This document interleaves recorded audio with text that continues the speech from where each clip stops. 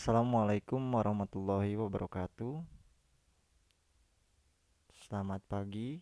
Semoga teman-teman semua dalam keadaan sehat. Di video kali ini atau di pembahasan kali ini, saya akan membahas mengenai tampilan barang dalam penataan produk atau display. Nah, penataan produk ini atau tampilan barang ini sangatlah penting bagi sebuah toko atau sebuah pelayanan.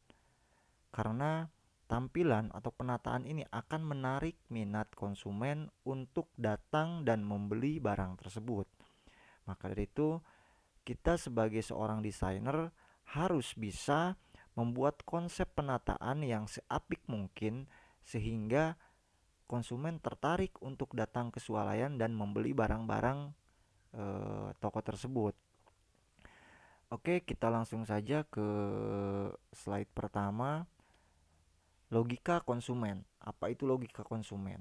Nah, di sini ada penjelasan yaitu logika konsumen adalah segala sesuatu yang meliputi berpikir, kebiasaan atau kecenderungan psikologi konsumen yang mempengaruhi perilaku mereka saat berbelanja dan berada di dalam toko.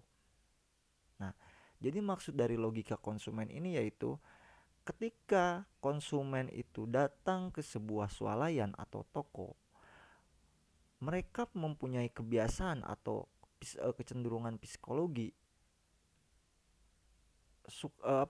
untuk membeli barang yang apa yang mereka lihat gitu loh.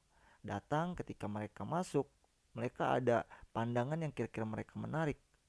Kemudian mereka langsung mendatangi barang tersebut dan membelinya. Padahal tujuan dari rumah misalkan tidak membeli itu. Nah, ini adalah logika seorang konsumen gitu. Jadi eh, kalian sebagai seorang desainer atau pendisplay nanti harus bisa membuat bagaimana cara konsumen ketika memasuki toko atau swalayan dia langsung tertarik pada sebuah barang atau jadi itu balik lagi kepada penataannya gitu. Nah, logika konsumen yang pertama yaitu kebanyakan konsumen datang ke sebuah toko atau datang ke swalayan yaitu pertama itu membeli barang-barang yang memang mereka butuhkan, barang-barang primer yang diantaranya yaitu peralatan mandi.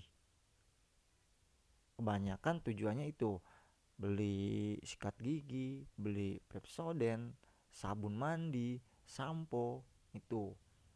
Jadi bagaimana kalian bisa mendisplay kebutuhan primer seseorang atau primer konsumen seapik mungkin sehingga mereka bisa tertarik untuk mendatangi rak tersebut dan membelinya.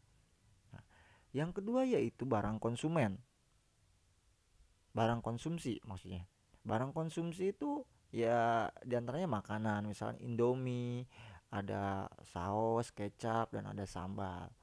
Nah, ini juga barang konsumsi ini harus bisa kalian tata seapik mungkin karena ketika seorang desainer menata barang-barang ini dengan apik, mereka pasti akan betah untuk berbelanja di swalayan atau toko tersebut. Yang ketiga adalah informasi keadaan toko. Informasi toko adalah informasi tentang keadaan toko di mana area yang sering dilewati konsumen dan di mana area yang dilarang dilewati konsumen. Nah, di sini eh, saya bagi tiga, ada hotspot, warm spot, dan cold spot. Itu. Oke, kita jelasin sini. Kemudian sebentar, ini di hotspot yaitu area hotspot itu area di mana konsumen akan sangat sering mendatangi area ini. Area-area ini akan sering sekali didatangi oleh konsumen. Misal di dalamnya itu yaitu barang konsumsi, sabun mandi, makanan. Pasti mereka akan sering ke area sini, area hotspot. Sedangkan area warm spot itu cenderung tidak terlalu tidak terlalu banyak, tapi ada gitu. Misalkan barang-barangnya itu misal misal kayak eh, beli peralatan rumah tangga, beli kayak semacam beli sapu, beli piring, beli ya alat-alat rumah tangga lah. Ya, ini jarang gitu kan. Tidak seperti hotspot yang kebanyakan orang mendatangi area tersebut. Cold spot yaitu area-area yang di sana kurang diminati oleh konsumen. Orang kurang diminati oleh konsumen. Misalkan area tempat mainan anak atau area tempat buku itu yang eh, jarang sekali dimasuki oleh konsumen. Kemudian logika konsumen ini yaitu customer eye-level. Nah, maksud dari customer eye-level ini yang pertama ada di level pertama adalah ada strike level. Nah, strike level ini biasanya ini dianggap dengan rak barang. Di level pertama di paling atas biasanya adalah barang yang memang tingkat tingkat keramaiannya atau lakunya itu agak kurang di sini. Biasanya disimpan di atas. Ya ketinggian lebih dari 1 meter, 1 meteran lah di sini, 1,80 meter dia taruh sini. Karena konsumen biasanya peminatnya agak sedikit di sini.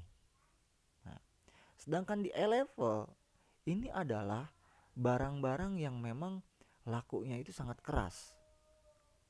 Karena ini sejajar dengan mata si konsumen. Maka dari itu pihak toko akan menempatkan barang-barang yang lakunya keras itu dan keuntungannya besar itu di level of the years. Di sini of the years. Pas sekali dengan pandangan mata. Tuh. Di level ketiga ada touch level. Touch level ini ya memang masih banyak diminati, cuman kalah dengan eye level. Antara ketinggian yang mungkin 0,90 sampai 1,20 meter. Di sini barang-barang yang eh, masih diminati orang tapi tidak diminati eye level. Nah, sedangkan di level keempat ada stop level. Stop level itu ini sama seperti strike level. Jarang orang melihat atau tingkat lakunya itu sangat kurang. Nah, maka dari itu ketika kalian akan mendisplay sebuah toko atau swalayan, kalian perhatikan mana barang-barang yang memang pertama tingkat lakunya itu tinggi, terus keuntungannya besar. Nah, kalian akan harus menempatkan barang-barang itu sesuai dengan arah pandang si konsumen, sehingga ketika konsumen masuk dan berjalan dia langsung sejajar dengan mata. Begitu. Kemudian informasi keadaan toko. Nah, ini adalah arah pandang dari seorang konsumen. Ada ada jus jazz, ada golden circle, golden pineapple, dan golden pear. Nah, ini adalah diibaratkan ini adalah arah pandang mata konsumen di sini. Di sini. Di sini ada barang-barangnya kan. Ini sebut just terus kemudian golden circle ini. Kenapa golden circle? Ini adalah barang-barang yang memang lakunya keras. Level ini level. Sini. Bagaimana mengelompokkan barang sesuai dengan logika konsumen dan informasi toko? Bestseller itu ada ongoing bestseller dan season bestseller. Ini masuk ke dalam area hotspot area. Sini area. Nah, kriteria barang bestseller sekarang. Ini adalah bagannya. Nah, kita masuk ke impulse line. Nah, yang ini kita masuk ke impulse line di sini. Ini adalah contoh impulse line yang masuk ke dalam kriteria hotspot area. Ini contohnya impulse line. Kemudian advertised line ini advertised line contohnya. Kemudian kriteria barang basic line ini ada masuk ke sini. Ini basic line. Ini adalah beberapa contoh. Kemudian seasonal lines seperti ini. Mungkin kalian juga sering lihat penataan barang seperti ini di swalayan. Tuh. Nah, itu dia beberapa penjelasan mengenai tampilan barang dalam penataan produk. Nah, jadi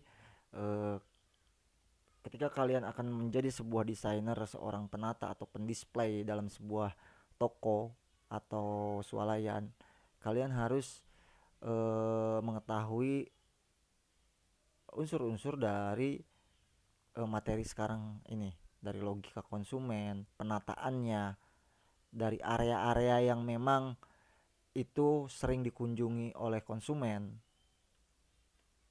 dari informasi segala macam yang tadi saya jelaskan, itu harus kalian kuasai. Sehingga ketika kalian akan menata sebuah toko atau sebuah swalayan, kalian sudah tahu penempatannya. Oh, barang konsumsi itu harus ditempatkan di sini. Oh, ini kurang begitu laku, oke saya tempatkannya di sini. Begitu. Jadi semoga materi hari ini bisa menginspirasi atau memberi pelajaran kepada kalian semua. Dan tolong dibaca-baca lagi ininya PowerPoint dari saya, terus dipahami. Semoga pembahasan kali ini bisa bermanfaat bagi teman-teman kelas merchandise dan bisa mengaplikasikannya ketika kalian nanti masuk ke dalam dunia pekerjaan.